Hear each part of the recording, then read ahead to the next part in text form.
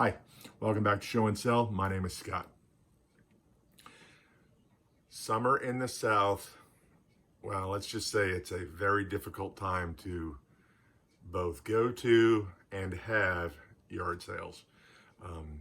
About this time every year, they get real sparse and they last for shorter hours of the day. And at the first sign of any inclement weather, I mean a cloud on the horizon, and out come the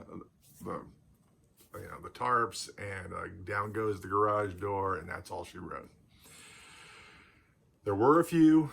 I made a guess, and I went to a couple of yard sales that were closer in lieu of an estate sale, which, as many of you may know, a lot of times things are advertised as estate sales and you get there and it's just a yard sale. Kind of like when they advertise, it's a multi-generational sale, and it turns out it's three friends that all got together to have half of a yard sale. Well, in this instance, I was wrong. It actually was an estate sale, but more on that in a moment. Let's jump into it and see what I got. I picked up this handsome devil at the first yard sale of the day. I was actually the first customer, and this guy was only priced $1. I believe he'll sell for between 10 and 15. Halloween's just around the corner, so these items are going to get a lot easier to sell. I believe this is from the Spirit Company. It's a foam mask, well made, should go out the door quickly. The estate sale actually turned out to be an estate sale. By the time I got there, it had been given a good going over, and trailers were pulling out.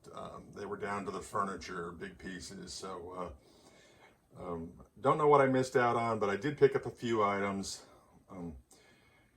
The Commonwealth Picker is always saying that Scrabble tiles can be lotted together and sold. I thought I would give that a chance. Picked up this board for $1, and I did check to see that it had the tiles, and it does.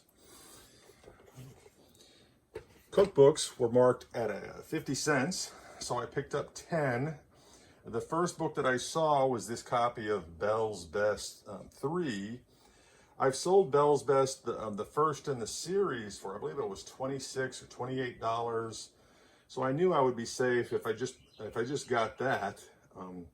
I would be able to recoup whatever monies I did spend at this sale. All in, at this sale, I picked up all of the books and the Scrabble board game for $6. Now, why get one Scrabble board game when I can get two? At the second sale of the day, I picked up, yes, another Scrabble board game. I did check to see that the tiles were there. They were, and again, I paid just $1 for the board game. I also picked up a couple more cookbooks. These were priced a little more, but just so the day wouldn't be a total waste. They were asking $2 a book, and I paid $3. So for the items you see here, I paid $4. At the same sale, they had a large box of kitchen utensils, cutlery, what have you. And I was, as I proceeded to poke through it, I was told everything in the box was $1. I picked up a nice steak knife, and I was quickly told there were 4 more, and certainly they were. They are Smith and Walensky's Steakhouse in New York City.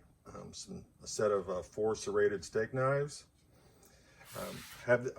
These should sell for about $25.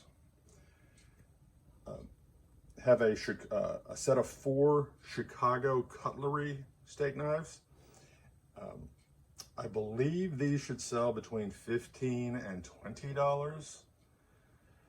But the standout winner, the winner of the entire day, that made the entire day worthwhile, is this little paring knife.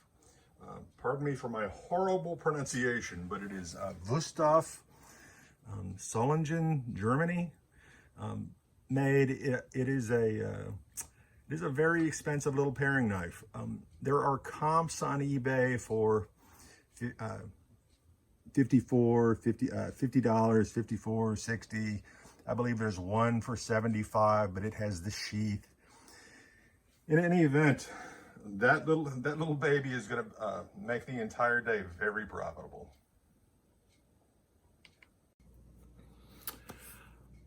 Thanks to that little paring knife, I think I'll do very well for the day. Probably, I spent 17 in total for the day. I only spent $6 for the knives, even though she had asked $1 each.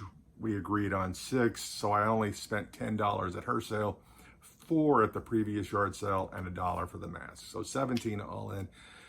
I think that I should probably triple that amount when I sell the paring knife. I do think that almost all of the other items will sell. The cookbooks, I have,